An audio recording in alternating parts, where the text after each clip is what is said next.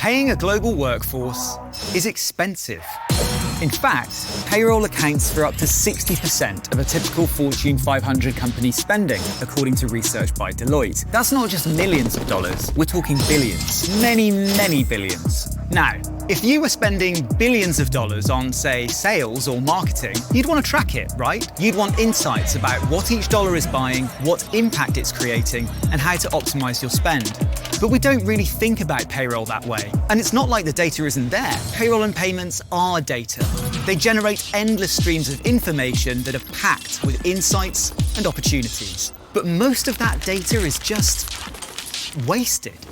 So while sales and marketing are seen as opportunities, payroll is seen as a cost center, a functional, necessary, but honestly, unglamorous part of running a business. And that is insane, because payroll affects everything. If you're spending 60% of your budget on paying your people, the smallest inefficiencies are going to add up really quickly. Most payroll and payments work is still done manually, costing large companies hundreds of wasted hours per month. Highly qualified payroll professionals, people with serious degrees, spend their lives wrestling with spreadsheets when they could be doing strategic work. Payroll and payments have a drastic effect on employee morale, turnover, and productivity. Because if your workers don't get paid on time, no amount of free kombucha is going to keep them happy. In fact, 49% of American workers would look for a new job after just 2 errors with their paycheck, according to research by the Workforce Institute.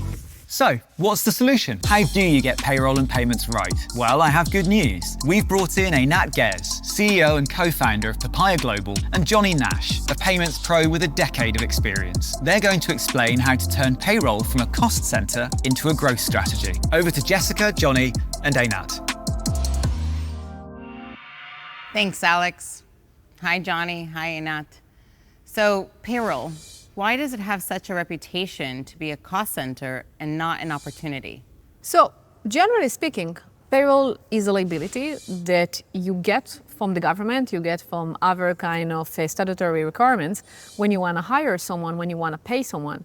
And the fact is that over time, this liability is actually becoming more and more and more and more complex. The time to process payroll currently is about 2 to 3 times longer than it was a decade ago. Now we need to add pension fund, now we have regulatory requirements that we need to fill. We need to pay all of this on a very, very specific time. And we also need to comply with every individual, almost single status. Regulation changes 3 times per country per year. If you're dealing with 10 countries, that's 30 changes at a minimum that you're having to deal with. How are you tracking them? How are you making sure that you're keeping up to date? How are you making sure that those changes are being implemented in a satisfactory manner? So it's all about kind of introducing technologies that allow you to make that process easier. I always go back to the fact of no one says thank you for processing and calculating your payroll correctly, right? We all just kind of expect it to happen and expect to be paid on payday, but it does go wrong. It's a huge complex process. With a lot of systems that are required to do that in an efficient way. So with these liabilities, why doesn't it change? I think it comes back to fear. Going back to my previous point, no one thanks a payroll person for doing it well, but everyone jumps up and down if they don't get their pay on payday or they're calculated their pay wrong.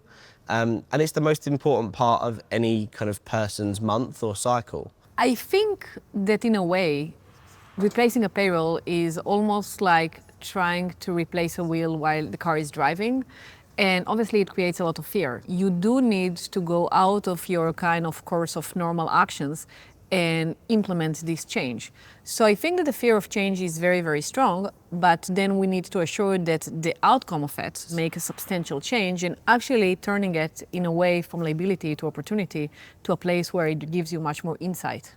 Payroll touches so many different departments, either directly or indirectly. So it touches HR, it touches finance, it touches the overall corporate responsibility of the company. It's a huge time investment and it's also a huge change for the company to make that at once. And to Eynat's point, it's like changing a tyre whilst driving, which hopefully no one's tried, but that's pretty complex. So why should it change if it's such a heavy burden to take this leap of faith? If you ask any payroll manager, they will tell you that their biggest stress, and it's obviously kind of recurring stress, is payroll mistakes. And if you're looking on the complexity of payroll these days, okay, the amount of components that you need to take in consideration, the deduction, the things that you need to add, the things that you need to pay on behalf of employees, obviously on a very, very short period of time, it's risky not to change. Because if you don't change and you don't adopt tools that will make you more efficient, you're gonna get into a place where you're gonna hit the wall, you're gonna run out of time, you're actually gonna make more mistakes because the process is not gonna get easier or simpler. So with all these manual processes and all of these large workforces, it all boils down to data. And there is an opportunity with data as well. Look, data is ultimately the key to a successful payroll and a successful process. The one thing I would say around data is having data is only good if it's accurate. Bad data or bad quality data leads to bad performance. So having a global tool or having tools that can help you validate the relevance and the accuracy of that data is absolutely a necessity. Is it fair to say that payroll data has been vastly overlooked until now? Yes and no. I think generally speaking, data is a great thing, but it depends if you are working for the data or the data works for you. And when we're looking on payroll data, this is exactly where you have an opportunity that the data is going to work for you, but it's very, very easy to get to a place where you work for the data. You work to feed the payroll feed. You work to assure that this is always accurate. You always chase about kind of getting data. And I think this is the change that we are trying to make here. Can we assure that the data can get into the system? Can we assure that we are actually able to own this data and to look at this as a whole and unifying it in a way that we can take this payroll data and understand insights, very, very simple insight as how many female versus male works for me in the organization, what's the average cost of a specific role on a specific location, and going to different, obviously, trends and things that we can get from the data and insights. This is where you are looking on payroll data and transforming it into something else that is not data. It's actually business insights that you can work with. It's the bloodline of any company, right? It's employee master data. It's your local payroll information, so the specific data you need on a country level. I think the key with data, it's about asking you questions around what do you need that data to do for you, rather than just having the data, as Eynat said previously. What are some of the common inefficiencies in traditional payroll and workforce payments? When you're looking on the payroll process, 50% of the success is related to the efficiency that you have on the data collections, right? You need to collect timesheets, you need to collect eventually some specific events that people had during this payroll cycle. You need to collect expenses, you need to collect quite a lot of new information, onboarding, offboarding, changes in salaries, variable items as bonuses and so on. All of this currently, if you're looking, is a huge pile of inefficiencies. Normally, when we are looking on a company and how they collect that, they have 10 different data sources that feeds the payroll. And then you need to take all of those data sources and manually collect them together in order just to understand what are the payroll updates that you need to run into your system currently in order to get the payroll cycle. This is a very manual process. When we are asking a currently payroll manager, about 75% of them are doing this process manually. They are validating line by line and really checking that all of this data collection has been inputted into the payroll cycle. Now think about it. I mean, if you have 10 people, makes sense, but if you have 10,000 people, it's impossible challenge. Regardless the amount of people that you have exactly the same time frame to process this process and to get into the final line for the pay date. One of the common inefficiencies for sure is not using a single centralized technology that can provide you with an end-to-end payroll. The biggest development we've had in workforce payments is the generation of a bank file, which is ultimately a manual file that holds people's personal information, which is transferred manually and often uploaded manually to a bank. The other key with payroll is you're dealing with people's most secure and sensitive personal information.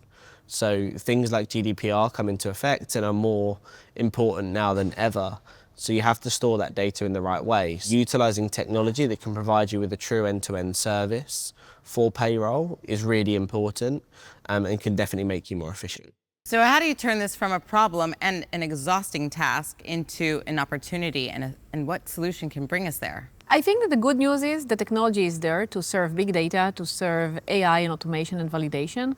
So it's just taking this technology and adapt it and implement it to solve the payroll problems. You need to create one journey. Now, I would say to add to this good news is that from one hand, HR already did this transformation. We do have HCM system in the majority of the places. So you can take the data from those HCM system. You need to extract the data to the payroll, and then you need to send it back eventually at the end of the cycle to the ERP financial system. And we can get into a place where this technology is becoming a core part and a seamless part of your payroll process. HR, payroll and finance need to work together to form a seamless payroll process. It's no longer just about one process and one team. So there's a lot to embrace here, but how does that change the individual payroll manager? How does it help them grow? It's actually a huge opportunity because payroll manager already hold and store a lot of information, data, insight in his head, but in the majority of the time he's too busy in order to look at it, to stop for a second, look at it, and make things that are much more meaningful with this data. I think actually the technology can take the day-to-day of a payroll manager and transform it from being probably 60 to 70% tactical things that he needs to do in order to run the payroll cycle to a place where 90% of their time can be dealing with the very specific things that they need to solve for their organizations and looking on insights and actually looking on how payroll can be a great benefit to the employee, to the company, and become the center of the organization. What kind of things can they start to do and implement in an organization to prove value just from all this data and the insights that they've gleaned? Payroll feeds into everything, as I said. Payroll feeds into HR, it feeds into finance, it feeds into hiring decisions, how to grow as a business, where to hire next, where to expand into next. In a way, I think that we are currently on a journey to take the payroll manager and to transform this to be a chief payroll kind of officer in the organization. On the same way that the IT role in a company transformed from being someone that you call when your computer is not kind of working to someone that is currently in charge of the whole infrastructures of the organization, that is in charge of data security, is in charge of eventually is part of the decision making of how the company operates. I think that a payroll manager is exactly on its way to do this transformation, because if you're looking on payroll data and currently you already have the ability to take this data and analyze this is where you are becoming probably one of the most important person to take business decisions. I think if you take a step back and look at the business transformation of many different roles, when you look at payroll, it has changed drastically. Now that the data is more visible with technology and the evolution of technology, it's all about asking the question of what do you use the data for? How do they bring this position into the other leadership in the organization to show the value of payroll data? I think it's understanding the company goals, right? Understanding what is the company goal, what are they looking to achieve over the next couple of years? Is it hypergrowth? What is the next couple of countries you're looking to expand into? It's kind of having that data to make that educated decision, which hasn't been there previously. So it's about enabling the company and enabling the business to make those educated decisions utilizing data. Make a vendor selection around payroll together. Don't do it in silos, do it as a team. As I said, for payroll to work effectively, you need payroll, HR and finance to work together seamlessly, and for all of those technologies to integrate effectively. My advice would be that first look at this as any other things that you're using in your life, or the way that you live your life, and assure that payroll is as advanced as you want everything else around you to be. And more important thing, if you want to understand the problem that you are currently in and how important it is to change it, just try and ask a simple question in your organization. How many people works in this company globally? What's the total workforce cost that we paid last month? If the organization cannot provide an answer, let's say within 5 hours, your problem is quite substantial and you need to start solving it. And the way to solve it is actually think about how to make it simple. So finally, what do you wish you had known about global payroll 15 years ago? I mean, I wish I knew it was even an industry. I think I wish you gave it more respect, right?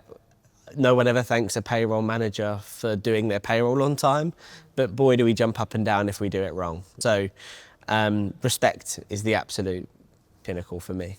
I wish I knew that people would understand how payroll can affect you personally in so many different aspects, how they can change my business decision, how they can change a lot of things that happens in my day-to-day life.